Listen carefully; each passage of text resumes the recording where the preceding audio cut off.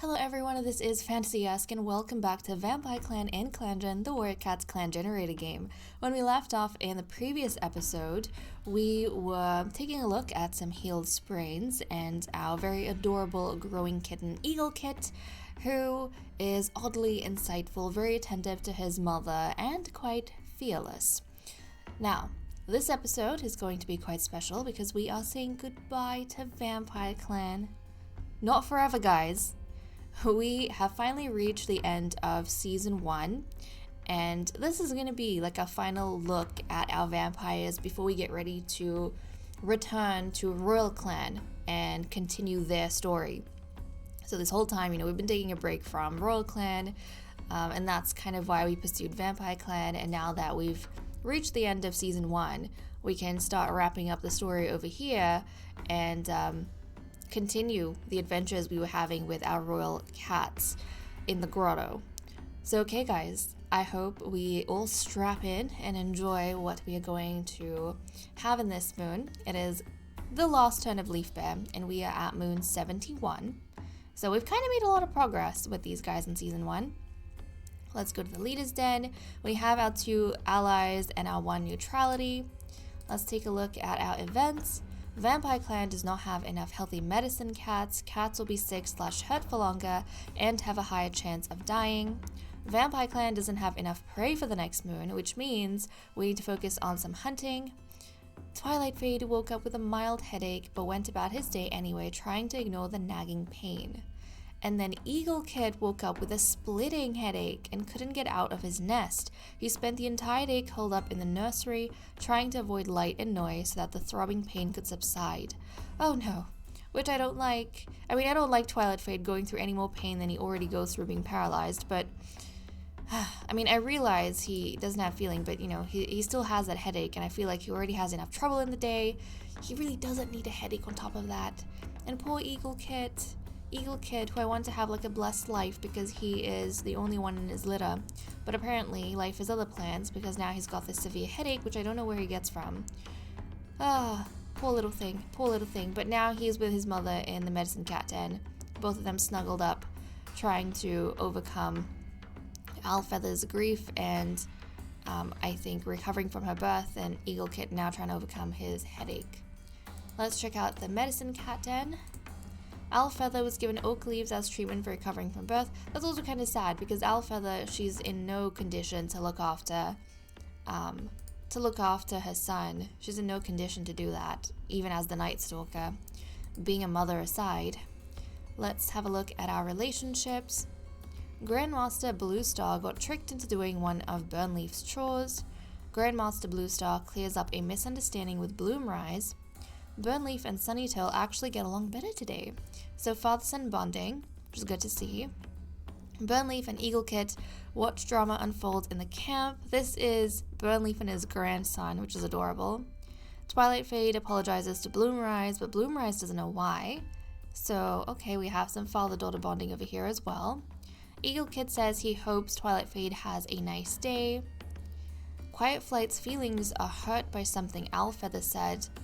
Master Quiet Flight's feelings, but Alfeather's apology is half-hearted, so this is the drama that Burnleaf and Eagle Kit are watching unfold. Master Quiet Flight watches Fornest training for something and nods approvingly at his progress. Alfeather and Eagle Kit have a race. Alfeather wins. Oh, look at that, that's adorable.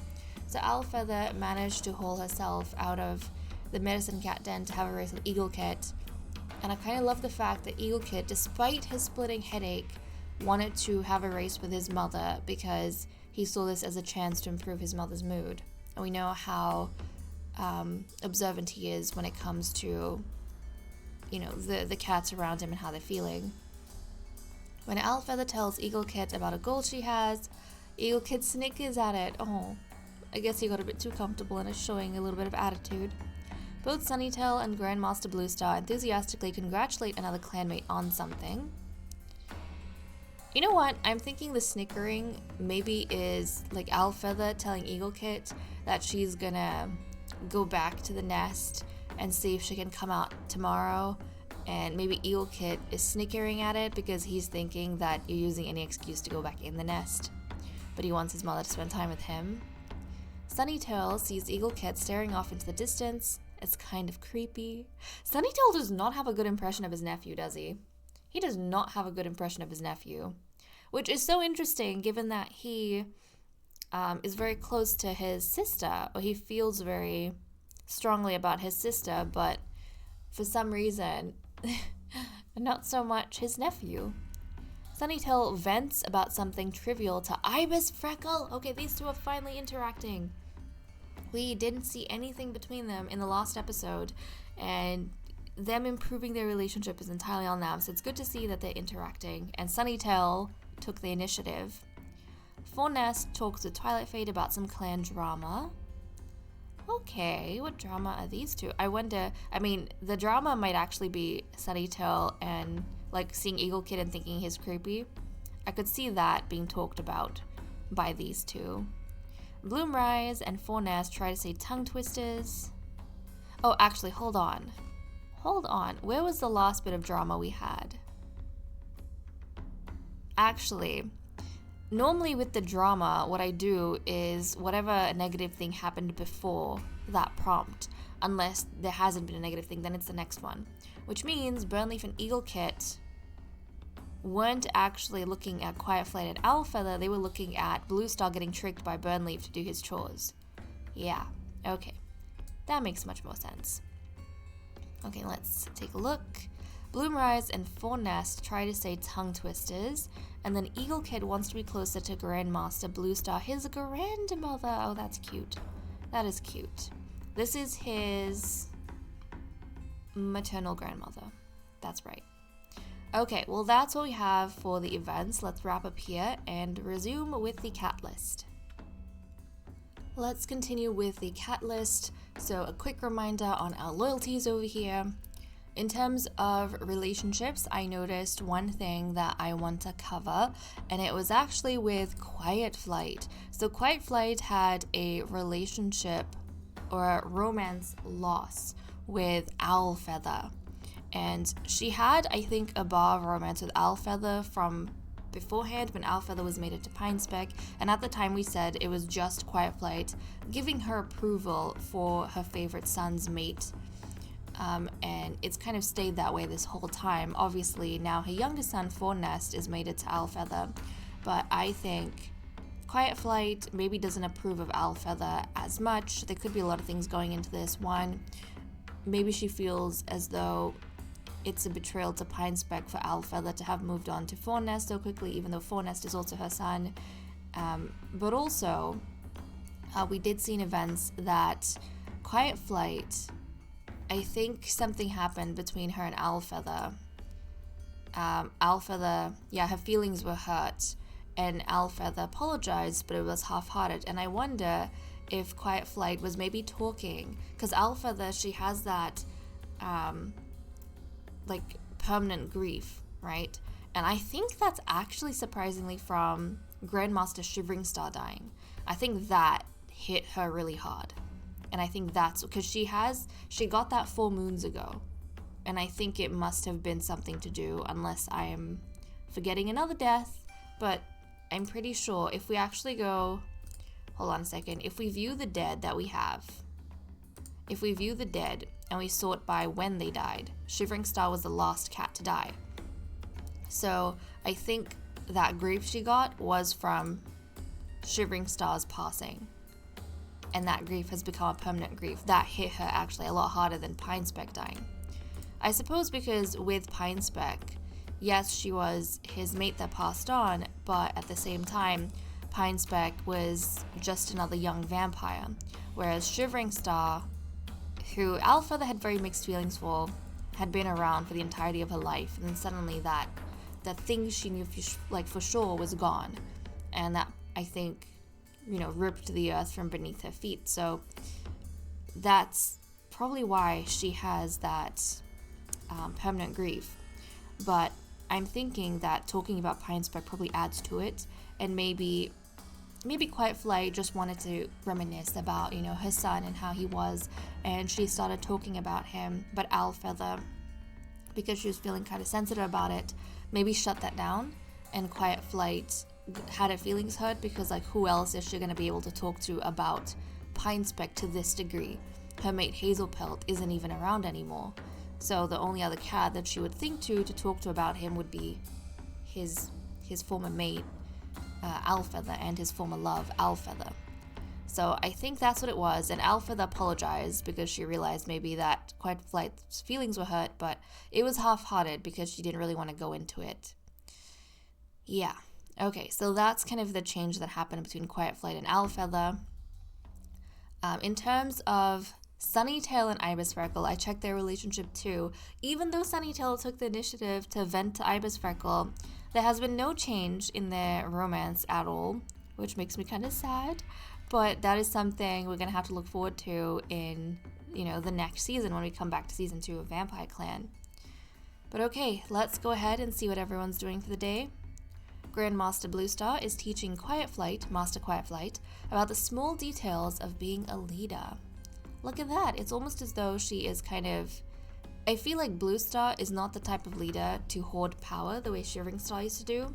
And Shivering Star, he even, in the beginning when he was mated to Honeybloom, he used to keep kind of Honeybloom slightly in the dark. And I think Honeybloom learned to observe his tendencies, but he didn't share this knowledge with her, whereas Bluestar is actually sharing her knowledge of being leader with her mate, Quiet Flight, and teaching her about things, which is really good. Master Quiet Flight. Not Grandmaster yet. Master Quiet Flight guards camp. Owlfeather ignores her clanmate's attempts to comfort her. Aww. Oh, this makes me sad. Poor Owlfeather. Sunnytail thought he saw a cat, but turns out it's a two-legged object that just looks like one. Fawnest is thinking about his life choices. Ibisfreckle is sparring with some clanmates. Bloomrise is listening to the woes of a fellow clanmate. Burnleaf is surprised when another cat asks him for a story. Twilight Fade is snoring in his sleep. And Eagle Kit has taken up the role of guarding the fresh kill pile from cats wanting an extra piece and is taking his job very seriously. I love how Eagle Kit is being so active despite having a very severe headache. I mean, yes, he's curled up in the medicine cat den, but it feels like he keeps coming out to 1, race with his mother, 2, guard the fresh kill pile and take his job very seriously. Makes me feel like he's a very resilient cat that doesn't get taken down very easily. But okay, that's what we have for the cat list. Let's wrap up here and continue with our patrols. We are resuming with our patrols. We currently have 19.8 prey, we need 23. So we are going to be focusing on a hunting patrol with our cats. So Bloomrise, Ibisfreckle, Fawnest, Master Quiet Flight, and Grandmaster Bluestar are going to be focusing on hunting. I think they tried in the last episode, but a snowstorm came and they couldn't find anything. But hopefully they have better luck this time. It starts snowing soon after the patrol sets out, trying to bring back anything, for the fresh kill pile. Proceed. Despite the snow, the patrol manages to hunt successfully, lurking where the songbirds forage. Only a couple, but in this season that's more than enough to count as a success. As Grandmaster Bluestar leads the way home, a sense of security and competence drives them onwards. A small amount of prey is brought to camp, which is excellent because now we have 39.8 and we aren't going to be hungry anymore. But okay guys, that is what we managed to get in our final moon with Vampire Clan. I hope you guys all enjoyed. Let me know what you thought, and also if you guys, want a season 2, are excited for season 2. If you guys are excited to return to Royal Clan, season 2 of Royal Clan, let me know about that. And also, who was your favorite cat in Vampire Clan that we've had so far? I mean, we know we have the cats right now. Grandmaster Bluestar, Master Quiet Flight, Owlfeather, Sunnytail, Fawnest, Ibisfreckle, Bloomrise, Burnleaf, Twilight Fade, and Eagle Kit. But also, I want to quickly go through the cats that have passed on in case there's someone there who you liked. We have Grandmaster Shivering Star, Honeybloom, Hazelpelt, Pumpkintail, Dusty Cave, Fire Ivy, Lightsong, Pinespeck, Wolfpaw, Cottonshade, and Songkit. We have all these wonderful cats over here. Actually, I don't know who my favorite would be. I honestly don't know who my favorite would be out of all the cats that we have. Thinking about recent history, or if we have to think about cats that have passed on, I kind of really became attached to Pine Speck without realizing it. I feel like I got really attached to Pine Speck, and I got really invested in seeing Pine Speck and Alpha have kittens, but that didn't end up being a thing. Especially because, like, when Pine Speck was born, because he doesn't necessarily have a very unique coat, right? This is a coat that we've kind of seen before. And you know, the weirdest thing, guys, the funny thing is that when Pine Speck was born, I mentioned that back in Luminous Clan, I had a cat named Fig Scratch who had like a very similar coat, pretty much the same coat as Pine Speck. They just had different eyes. And I'm pretty sure Fig Scratch was never able to have any kittens because he died on a patrol. I think he was killed by rogues. Pine Speck, he had kind of the same thing, where he was never able to have kittens because he died on patrol but in a snowstorm. So isn't that wild that two cats look the same, also kind of died in their youth, in their prime, before they were able to have offspring of their own? But yeah, Pine Speck, I think him with his beautiful emerald eyes, I got really attached to his story and his personality, being a cold cat and all, and then the love story he had with Alfeather. I was really invested, so I was really upset when he died. So I would say of the deceased cats, maybe Pine Speck. Out of the living cats, I'm actually not sure. I kind of am really attached to like Twilight Fade right now. So I honestly don't know. Twilight Fade and then Bloomrise, because Bloomrise is Twilight Fade's daughter. Like this father-daughter duo, I really like them as well.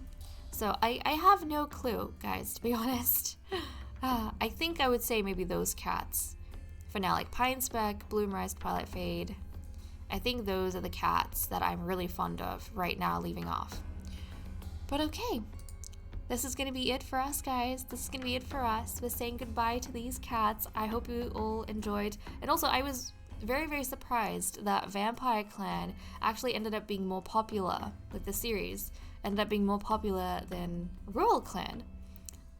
And Royal Clan, I think we played like a month ago. We started a month ago. Vampire Clan, we started, I think, around 2 weeks ago. Something like that. So I'm kind of surprised that more people were onto Vampire Clan than Royal Clan. But I suppose it makes sense because, you know, Supernaturals. It's quite fun. Everyone loves those. But okay, guys. Thank you so much for your support. I really appreciate it. And with that said and done, I am going to leave off here. Thank you so much for watching. And I will see you all in whatever we have next coming out on the channel. Bye bye, guys.